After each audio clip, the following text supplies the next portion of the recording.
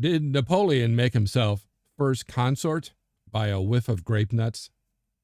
Was the directory a collection of phone numbers or of filmmakers? These and other questions will be answered right after this.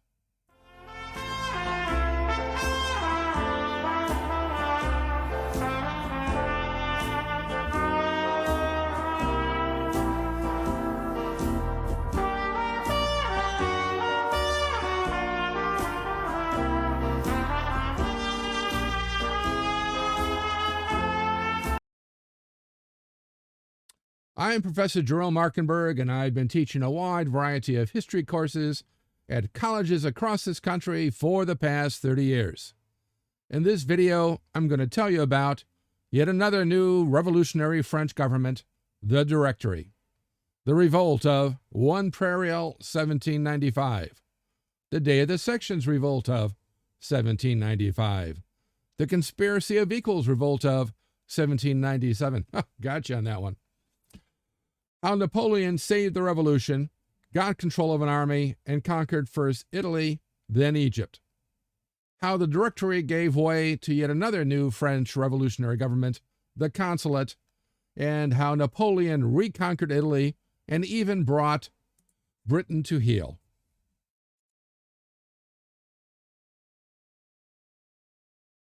At the end, I'll have the wrap-up quote on this video. But first, make sure to click like, share, and especially subscribe, and that little bell thingy, so I can continue to bring you more great videos just like this one.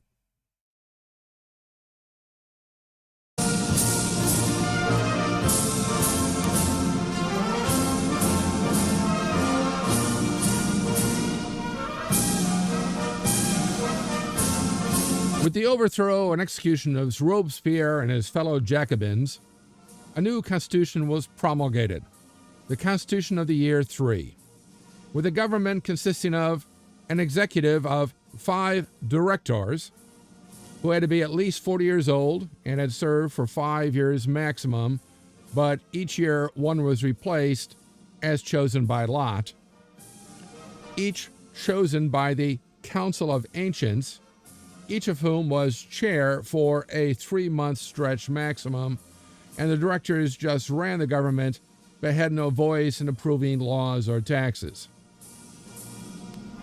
Yes, and this is the outfits they were supposed to wear.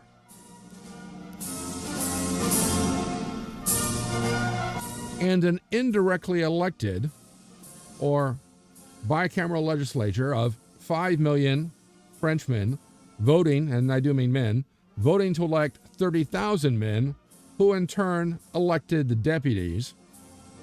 One is the Council of Ancients, essentially a Senate of 250 members, each of whom had to be at least 40 years old, which I guess makes them ancient, who served for 3 years maximum with staggered terms, so a third were replaced yearly, much like the U.S. Senate.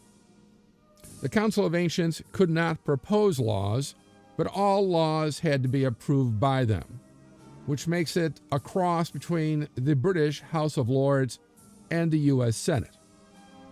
And then the Council of 500, where you had 500 male members, hence the name, each of whom had to be at least 30 years old with enough income for 150 days, so essentially fairly well off. And these would serve for a maximum of 3 years with staggered terms, so a third were replaced yearly, again, much like the U.S. Senate.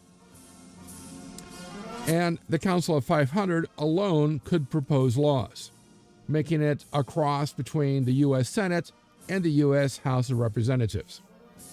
And what you see here, this guy in his finery, and this one here, is the dress of the Council of Ancients.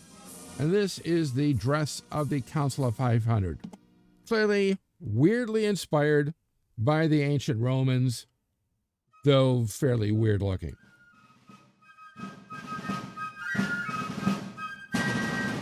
Then comes the revolt of 1 Prairial, or May 20th to 23rd, 1795.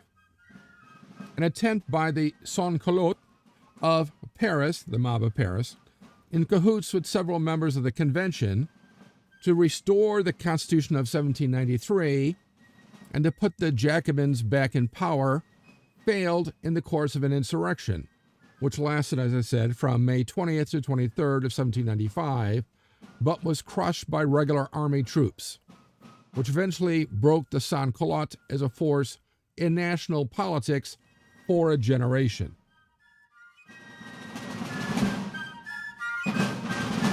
On October 5th, 1795, an attempted royalist coup was put down by a battery of artillery, commanded by a young captain named Napoleon Bonaparte, who just happened to be in Paris at the time. And unlike some of the other officers, he had no problem firing a, quote, a whiff of grape shot into a mob advancing on the Hôtel de Ville, or City Hall, to overthrow the Directory, thus saving the government. So, Napoleon, hailed as the savior of the revolution, used his prestige against one of the directors, the ex-Jacobin Paul Barras, to get command of an army. And here, of course, is Napoleon against Paul Barras, who apparently had some wild sexual habits. Anyway, Napoleon got command of an army, which in his brilliant Italian campaign of 1796 to 1797, shown here, ended in victory against Austria.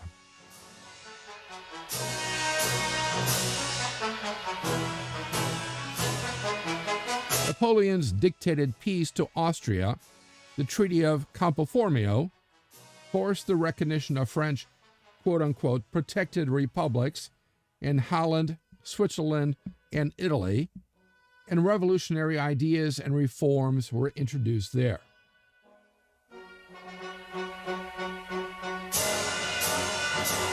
In 1797, François-Noël Babeuf, what a great name, Babeuf, born 1760, died 1797, led the Paris mob in an unsuccessful attempt to restore the egalitarianism of the revolution, with all property to be held in common. But the rising was bloodily repressed and Babeuf executed.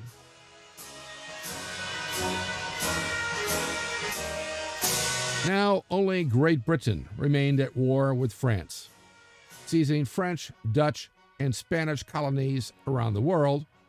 So Napoleon, realizing the incredible value of India to the British, and really without India there's no real British Empire, decided to land an army in Egypt as a first step to attacking India.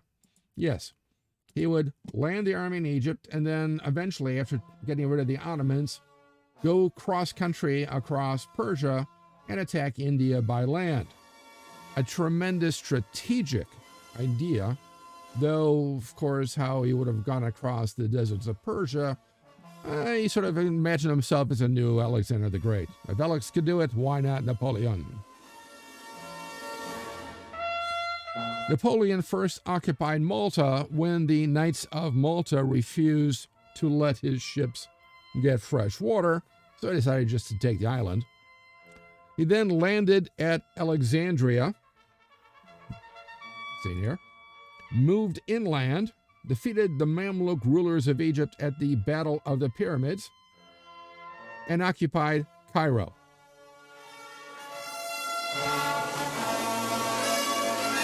But at the Battle of the Nile, the French fleet was destroyed by a British one led by Admiral Horatio Nelson, cutting Napoleon's supply lines to France. Undeterred, Napoleon attacked into Palestine, aiming to attack India, as I said again, through Mesopotamia and Persia, but unlike the Crusaders in the Third Crusade, failed to take Acre, the major seaport. So here we are at Jaffa and Acre, and advance into Syria.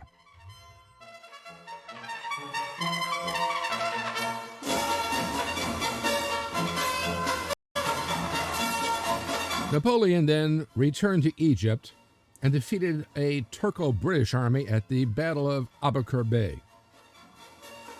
But, as shown here, hearing that his position in France was threatened, he got on a boat, managed to slip the British blockade, and returned to France.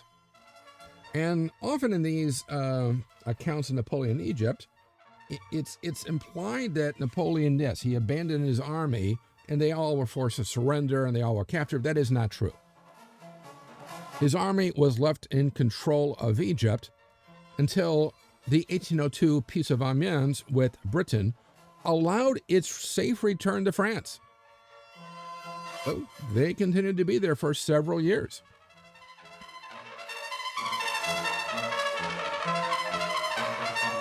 Meanwhile, Britain put together a second coalition against France.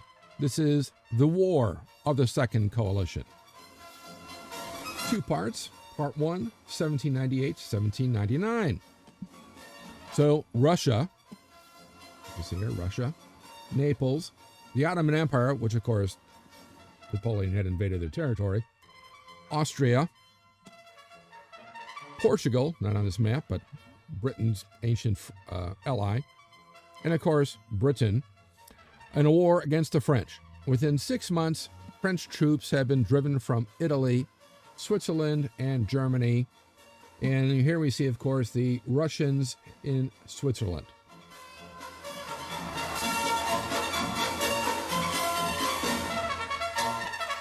At the same time, in Ireland, in 1798, a widespread rebellion of both Protestants and Catholics broke out. But after French troops were sent to save them, then drowned at sea, the United Irishmen were defeated at the battles of Vinegar Hill and New Ross. The Irish Parliament was dissolved, and Ireland was forcibly united with England and Scotland.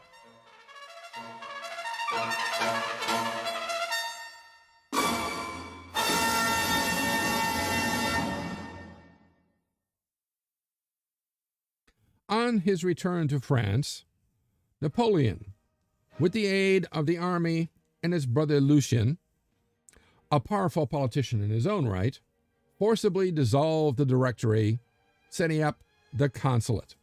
This is the coup of 18 Brumaire, or November 9th, 1799.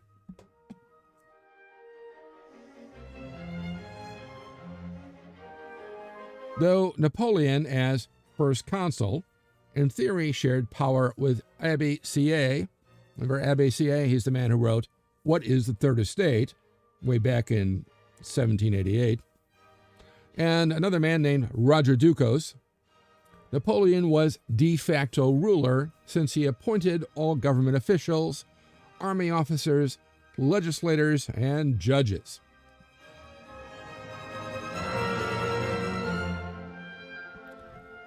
Approved by plebiscite were only 1,567 Frenchmen voted against him versus 3 million Frenchmen who voted for him.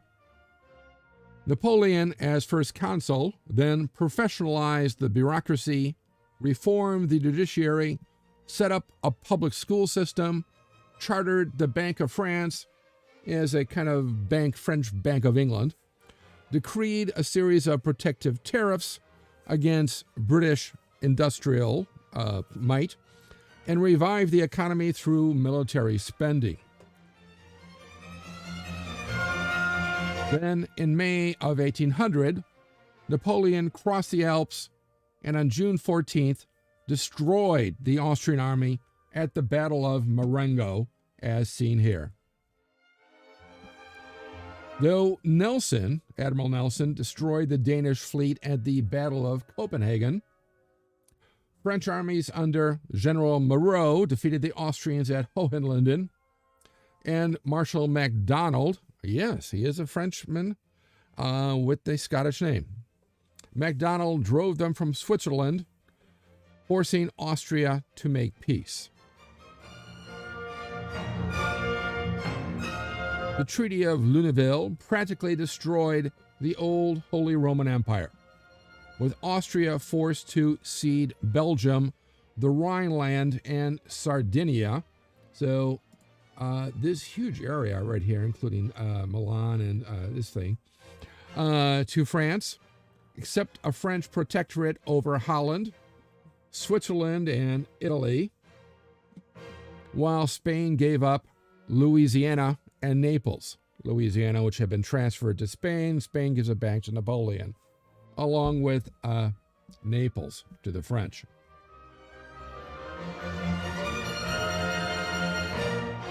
Plus, the Pope was forced to accede to a concordat, in which the church recognized the revolution's confiscation of church property, the takeover of the Catholic school system, and state approval of all priests and bishops. In 1802, even Britain decided to kiss and make up in the Peace of Amiens, as seen here. Here they are, France and England making up, and of course then deciding to carve up the rest of the world. So France withdrew from Egypt, got its entire army back, and England restored all colonial conquests to France, Spain, and Holland. However, it got to keep Trinidad, Ceylon, and South Africa for itself.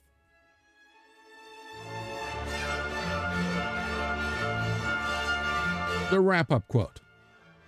The aim of the French Revolution is to destroy inequality and to re-establish the general welfare.